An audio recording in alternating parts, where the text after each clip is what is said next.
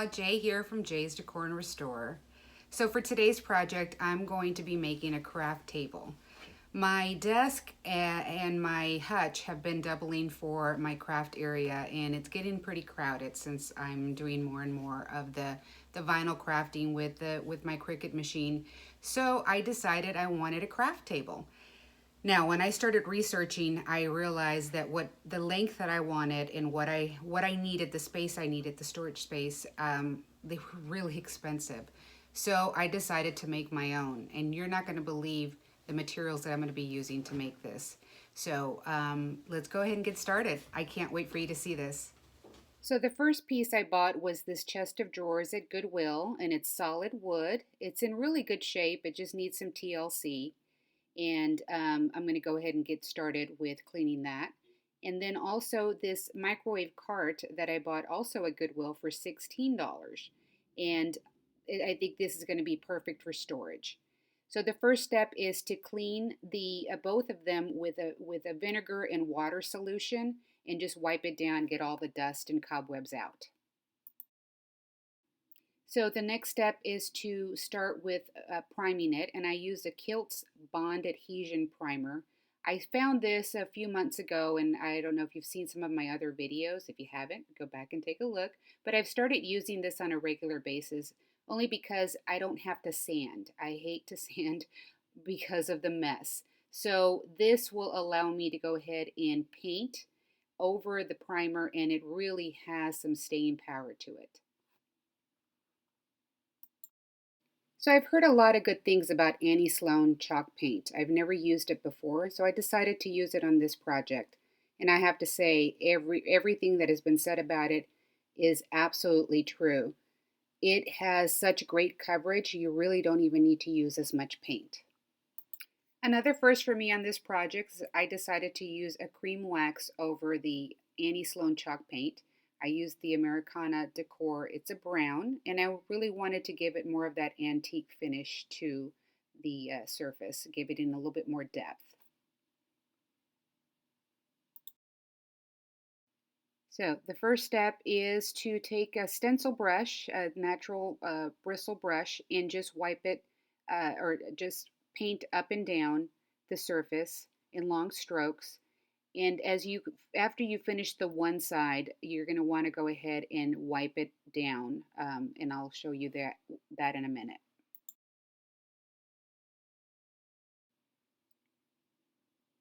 Next, I take a terry cloth sponge, or you can take an old cotton t-shirt and just wipe it off. You don't want to keep it on for too long.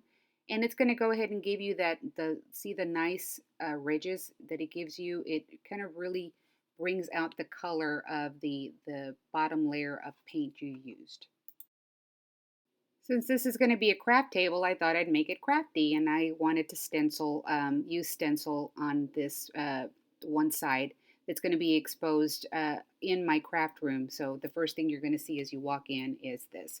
So the first thing I did is I sprayed some adhesive to the stencil to hold it in place.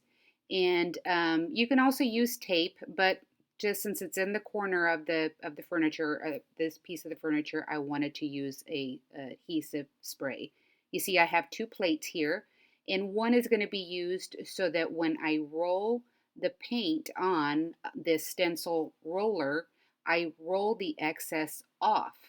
You don't want to use too much paint so that it doesn't cause that bleeding underneath the stencil.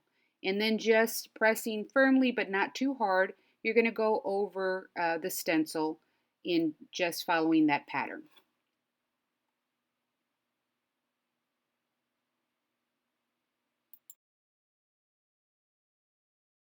And here's the moment of truth. I'm going to be honest, I had never stenciled before, so I have a lot of firsts in this project. So I'm keeping my fingers crossed that when I pull the stencil off, it is going to look nice. And it turned out beautifully. So I am really happy with that pop of red and that design that I chose. For the top, I'm going to use this door that I bought from the Habitat for Humanity for $10. And I cut it down to size, and I'm going to go ahead and paint it a chalk brown to bring out that cream brown wax that I used on the dresser and the microwave cart. I'm also going to stencil some words of encouragement because a lot of times when we're crafting, we get frustrated with a project if it doesn't turn out.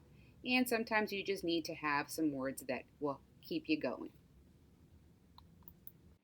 To tie in all the pieces, I found these beautiful knobs at Hobby Lobby. It was 50% off, so I think it's going to tie it all in. And here is what the finished product looks like, the top of it. I added a stencil of measuring. You could see that is actual size, 24 inches. And I use this a lot for my vinyl when I'm trying to measure what I need to cut. Well, I was on a roll, so I kept going. I decided to take an old frame and a pegboard and painted it the color of the desk, and took this old spice rack and decided to add that into my work area. And now it's time for the final reveal. I really love my new craft area. This is my happy place, so I decided to vinyl that on my pegboard, and I painted that spice rack red to hold all my paints. Now, if you were keeping count, I paid $35 for the chest of drawers, $16 for their microwave cart, $10 for the pegboard, $10 for the door, $3 for the spice rack, and $10 for the knobs. So all of this cost me $84. I think it is a great deal. And as an added bonus, I originally bought a door earlier in the project and cut it too short. And since I had already decorated it, I didn't want it to go to waste, so I'm using that for my vinyl. Now it's time for a glass of wine and for me to begin crafting again. Please like, subscribe, and share with your friends. Until next time.